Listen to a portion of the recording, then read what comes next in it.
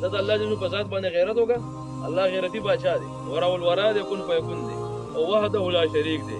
نو ایسه وسو بل څوک نشته دی. ته خو الله پاک را پیدا وکړه، ته بیا ګور چې الله پاک تاسو څه کولی شي.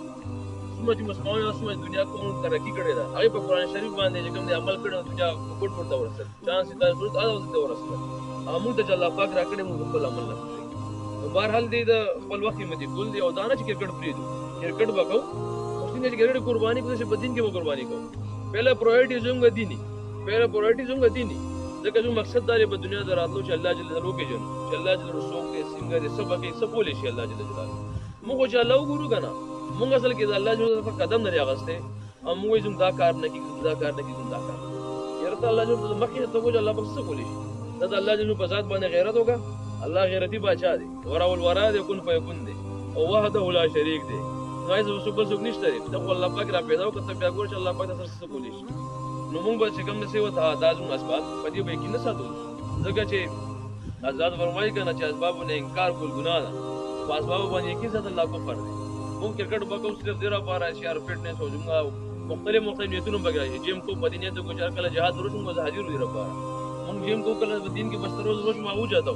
موږ جهاد جیم کې را پر کو کله زموږ مرګرو تارونو ته کوم دغه اساس وغیرہ نو موږ زوري دا وجود کوم زدا هیلپ کوو.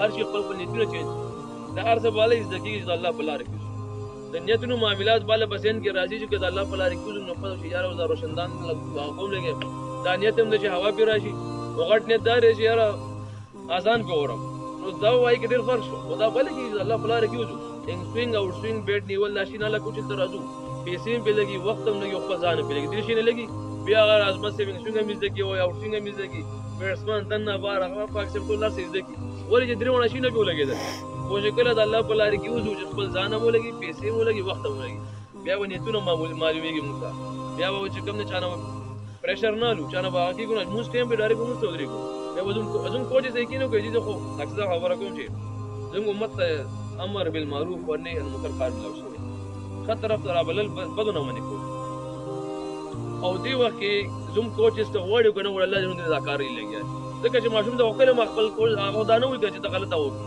همیشه له خشي خې لګي چې د څه کو دا بجې شي او خط طرف ته سوچ کوي لازم د امت کار دی سره امر بالمعروف و نهي عن المنکر لازم د امت کار دی زموږ مقصد دا دی دنیا ته دراتلو او کوچز کوالټي دا کار دی خو دا اوس فل مایند چې کوچینګ کوي دا دین طرف ته مړو چې رزب خپل محله کې چې لګا قادر سے والا جنت خوای پرې سے والا سے جنت خوای دا دا دی باندې حق ته بل نور د پاره د جنت خو دې خپل جهنم نه بچ کی دی غواړي بلم جهنم نه بچ نو دې را پاره د الله په لار کې وکړي دا شي نه زده شي د شي نه راځي که زه په کور کې نه سم د عالم سے مفتی